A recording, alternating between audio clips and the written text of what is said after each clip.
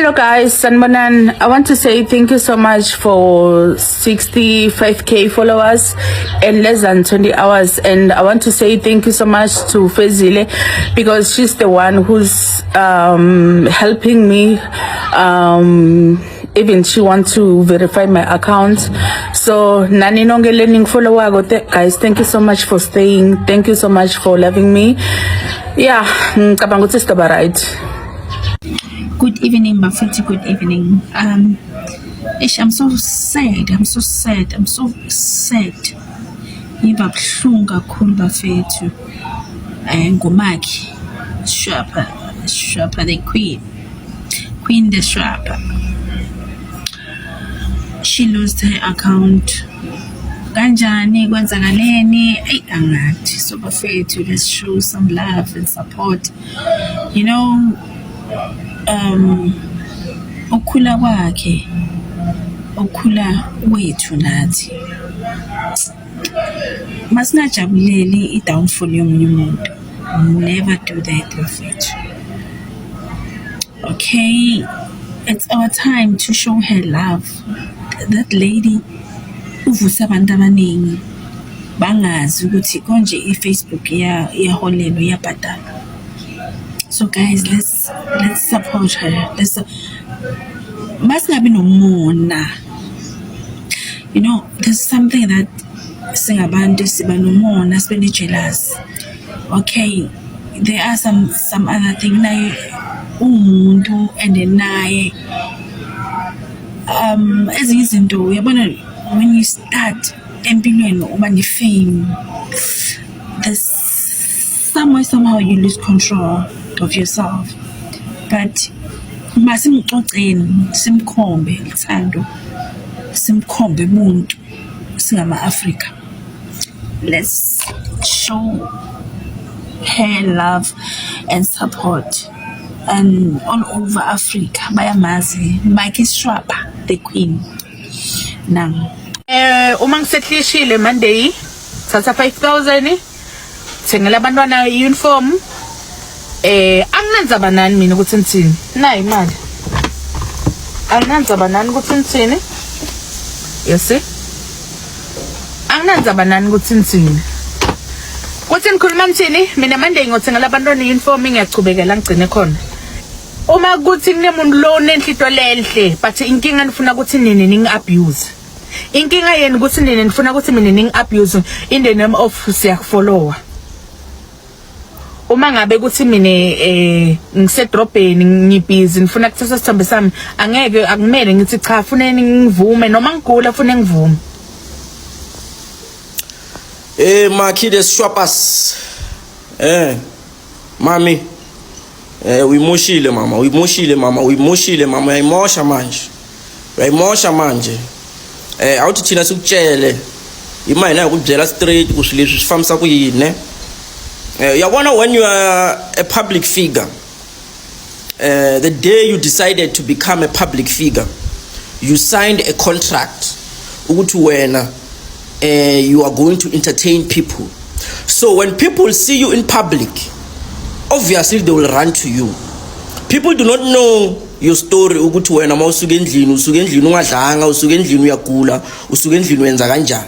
Those people are the same people that support your content each and every day. They are the ones who made you who you are. So if you get tired of them, they will get tired of you.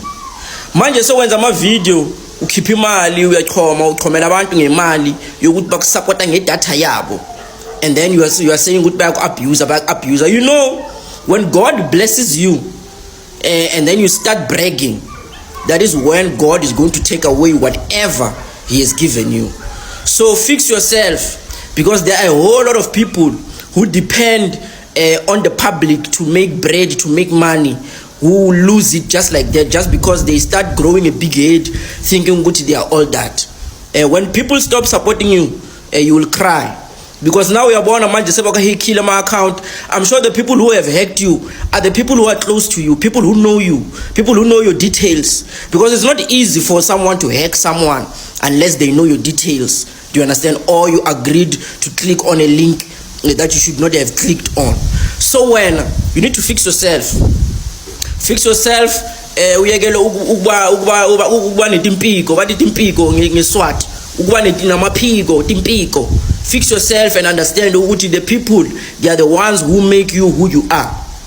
I saw what happened. I've been following your post on your new page and everything, the things that you are saying ukuthi abantu bafuna ukuthi wena uvume ukuthi abak-abuse abantu bayakujabulela.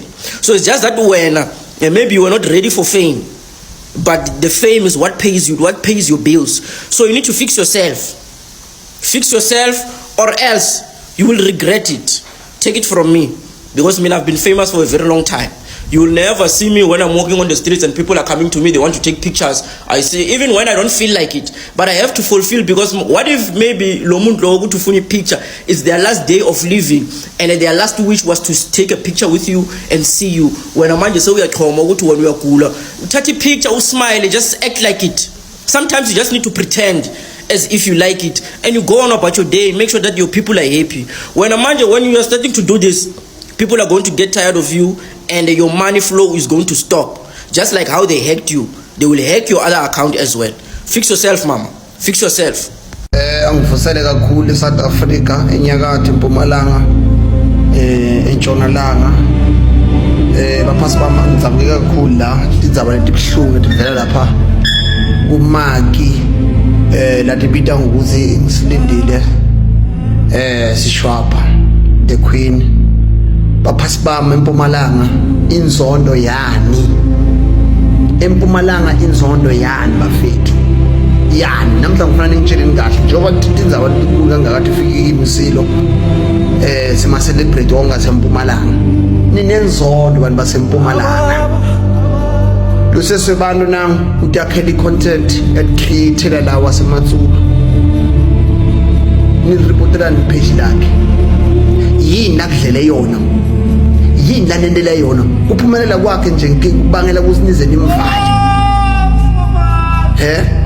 Kubangela kusinine nize nivuka inzondo ni hack emapage alonumbatana. Angathi uvula page la TikTok nyamreport. Mona wani sima South Africa. Wani umona. Uyabona baphathi ngifuna ukumtshela kunetinja. Tithi sibona thina silapha phezulu sikhula. Sidlodlobala disifisele okubi. Nginawo amathuluzi okugcila umuntu ngonitshela bafethu angifuna unyenga. Namhla bengiqala ukukhala tinyembeti. Ngibona lo mnyemntwana lo mnyemake akhaliswa ngeni tinja tala ku social media. Lalelani baphasi bami lento kubuyani kombatana waseMatsulu. Yota times 5 kini ngoma seyifike la khaka siphembane. Lento nenda lapha kunombatana bafana basenkomazi. Anobamba miliyoni, anothola mali. Leyamake nangyandvombatane utakhela ama contact mahlaya akhe. Umuntu akabaphumelela nina nifundoko. Ngimaphi maqhawe lesikhosi siwajabulela ala Mpumalanga tinja. Ake ngitshele kahle. Ngimaphi maqhawe kuna siwavume la Mpumalanga ngoba nini umuntu angathi uvusa inhloko niyambulala.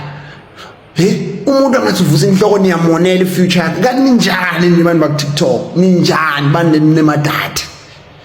Niyakhitho letimbi nento yakabe nina.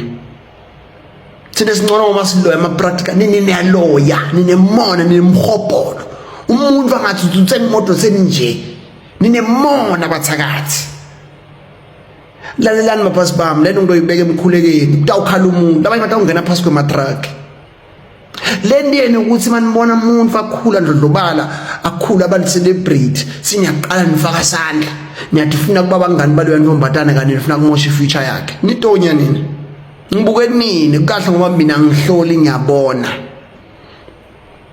nike nakhumbula ukuthi into lene empowerment ngokukhuluma mina ngokukhuluma amaqiniso la ka TikTok ngikwate kakhulu mina esheloko angimati lo ntombatana lokuthiwa nguMaki kodwa mvane abantu azakhala kabuhlungu kangaka akhaliswe ngentinja ninjalo nje nini labanye nihleli emaceleni kwakhe niyamhlekisa lo ntombatana kube niyamnyanya ningayifuni imali lomnyemntwana kube niyadatusa nigcine anibone ukuthi lo ntombatana ignore nigcine niblock ama account akhe nihlithe timbi nini makutenele content mina ngonitshela mina esheloko niyaloya nini niyaloya